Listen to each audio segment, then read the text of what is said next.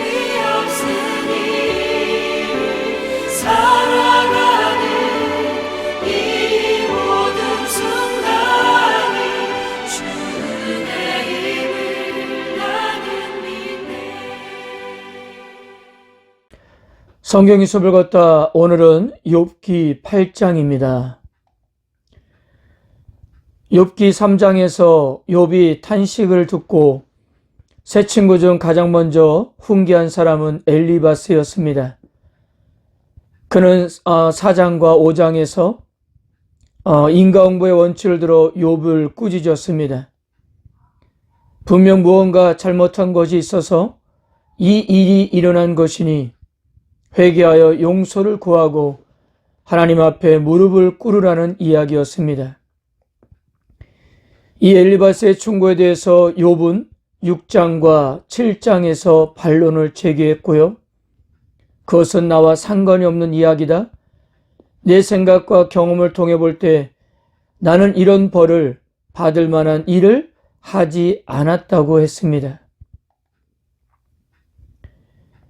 이러한 대화를 듣고 있었던 수아 사람 빌닷은 몹시도 불쾌했던 것 같습니다. 그래도 엘리바스는 예의를 갖추면서 이야기를 했는데 빌닷은 더 공격적이고 거친 비판을 쏟아냅니다. 그는 단도직입적으로 욥이 죄인이라고 지적하는데요. 3절을 보세요. 하나님이 어찌 정의를 굽게 하시겠으며 전능하신 이가 어찌 공의를 굽게 하시겠는가. 빌닷이 생각하는 하나님은 공의와 정의의 하나님이십니다. 이 공식에 의하면 욥이 지금 고난을 받는 이유는 죄가 있기 때문이고 고난이 심하면 심할수록 그의 죄는 더 크다는 것인데요. 그 역시도 철저한 인과응보의 원칙을 욥에게 적용하고 있는 것입니다. 이 확고한 자신의 신념으로 욥의 자녀들의 죽음을 해석하는데요. 대략 이런 내용입니다. 자녀들이 죽은 것에 대해 솔직히 한번 이야기해보자. 내 자녀 10명이 한꺼번에 죽었던 것은 바로 그들이 죄인이기 때문이다. 죄가 겉으로 드러나지 않아서 그렇지 괜히 죽은 것이 아니라 죽을 죄를 지었기 때문이다. 얼마나 큰 죄를 지었으면 그런 벌을 받겠느냐. 너는 자식을 10명이나 한꺼번에 잃은 아비가 무슨 낯짝이 있어서 나는 죄가 없다고 떠드는 것이냐? 너가 죄가 없는데도 고난을 주셨다면 하나님께서 불의하다는 말인가? 하나님은 그런 분이 아니시다.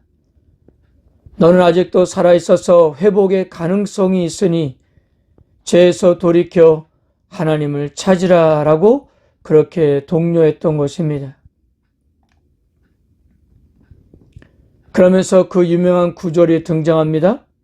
7절, 내 시작은 미약하였으나 내 나중은 심히 창대하리라. 예전에 사업을 시작하는 성도들이 이 구절을 새긴 액자를 사업장에 걸기도 했는데요.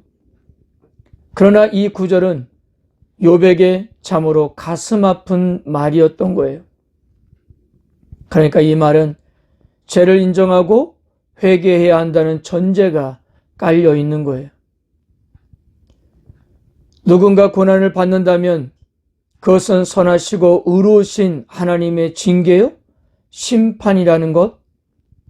따라서 욥은 자신의 죄를 인해 벌을 받고 있기 때문에 살 길은 한 가지, 하나님께 잘못했다고 싹싹 비는 거라는 거예요.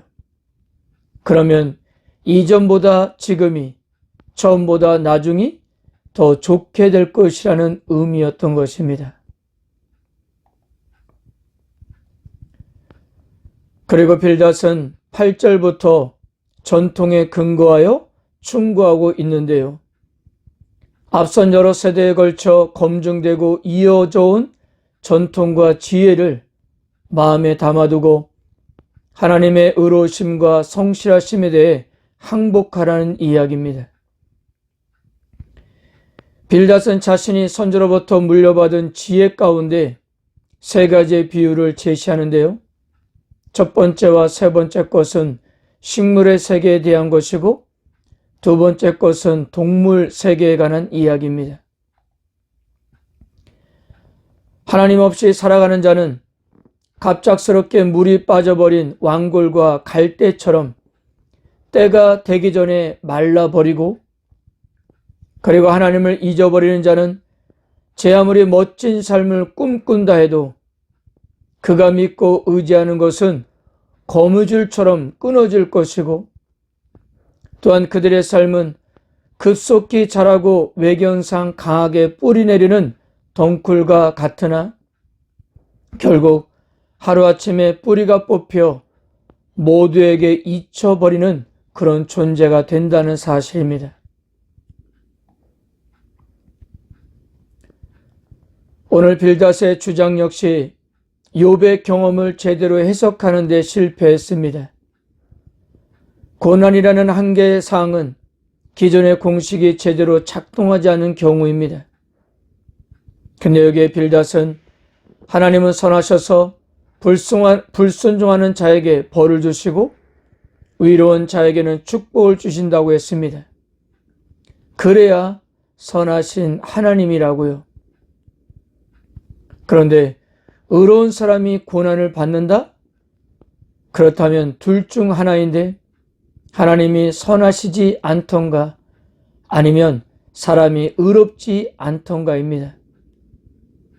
그래서 빌닷은 하나님이 선하시다는 전제를 결코 포기할 수 없었기에 욥이 의롭지 않은 죄인이라고 그렇게 못을 박았던 것입니다.